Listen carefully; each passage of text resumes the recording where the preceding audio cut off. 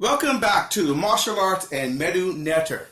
Yes, this is number 2, our lecture number 2, where we're breaking down the mechanisms of white supremacy and systemic racism. We're looking at the programs and the methods where our kids are absorbing from 4 or 5 years old. They're absorbing the programs as being thrown at them, the programs of white supremacy, whether they're black, Chinese, Jewish, Christian, Muslim. They're all getting the American programming from the radio, the theater screen, the TV. They're all from school. They're same programs every day of white supremacy. And so how about the program you get when your parents start talking to you when you're a baby?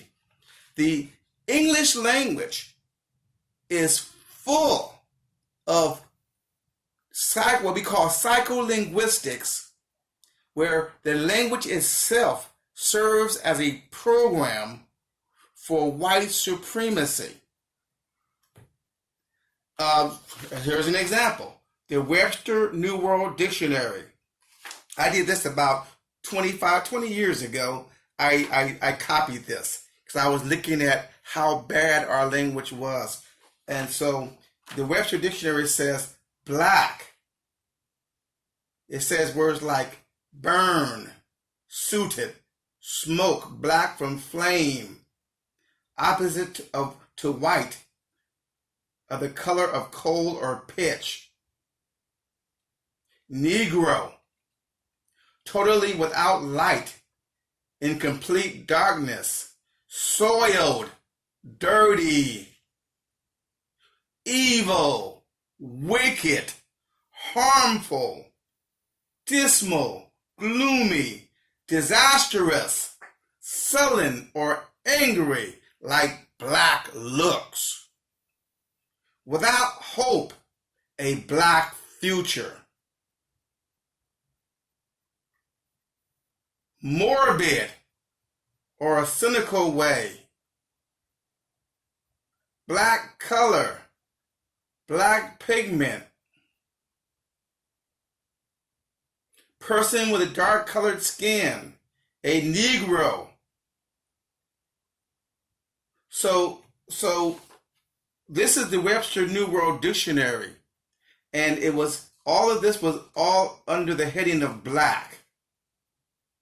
And I'll repeat: evil, wicked, soiled, dirty. This is a program.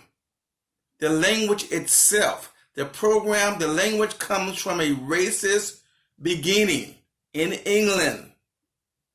A racist beginning, and it was never dealt with.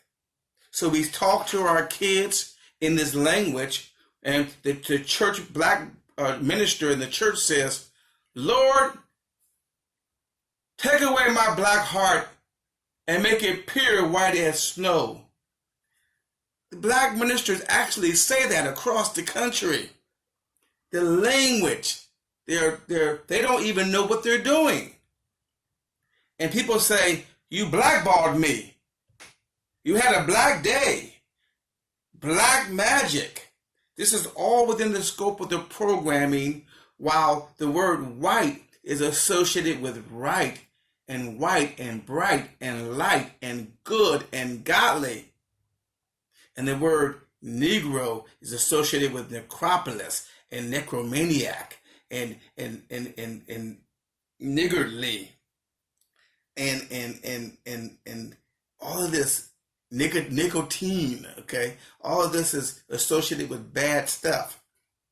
Again, this subject is called psycholinguistics, and it creates mental imagery, images within the mind.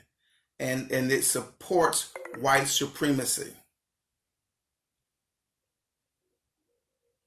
Let's also look at the next mechanism.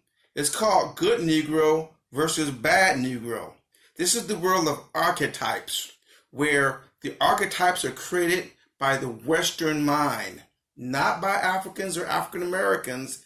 these archetypes are created by the Western minds in order to rationalize their oppression on the subjects, the subjugation. And so two of these colorful archetypes are Aunt Jemima and Uncle Ben, or sometimes we say Uncle Remus or Uncle Tom. Same character, Aunt Jemima and Uncle Ben. And so these represent good Negroes who pledge allegiance to their oppressors. They have nothing to do with the field Negroes. Aunt Jemima, like the woman in Gone with the Wind, she represents the black woman who lives in the house, takes care of the master's kids, and they can trust Aunt Jemima, the black woman, with their life. She won't poison them. She won't help the other Negroes escape. She won't murder them while they sleep. She's a good, trusted house Negro. Same with Uncle Ben or Uncle Tom. They're just the butler who trusts, the trusted butler who loves his condition and loves his masters. Okay, these images are portrayed on television all day long. They're rewarded. These are real people who play out these archetypes, and they're rewarded by they make them millionaires because they keep the archetypes alive for all the millions of white people across the country who can identify with these archetypes of good Negroes. They want Aunt Jemima to stay with them forever. I won't tell you which TV personality represents Aunt Jemima for white America, but she's rich. I won't tell you what African American male who makes millions on TV represents Uncle Tom, Uncle Remus. I won't say their names, but they're rich. Okay, now they all smart, uppity Negroes.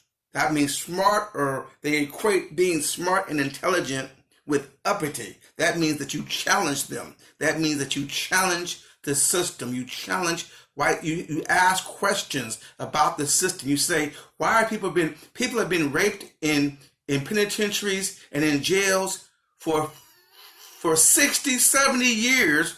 People have been consistently being raped in jail. How come we haven't fixed that? Now that's an uppity Negro. The Negro who asks that question will be blackballed from television for life. Same with rappers. There are rappers who say, I'm not going to make songs about killing each other. Because there's 1,000 rappers, black rappers, it's acceptable to make a song talking about killing each other, black on black crime. But if there's a rapper who starts talking about doing criminal violent acts on white people, they're blackballed for life. They're not going to be on the radio. They're not going to be on TV. They're not going to be on the computer screen. They're blackballed for life. If there's an actual smart African-American woman or male on television and they speak the wrong words, like say, let's talk about germ warfare, they're blackballed for life.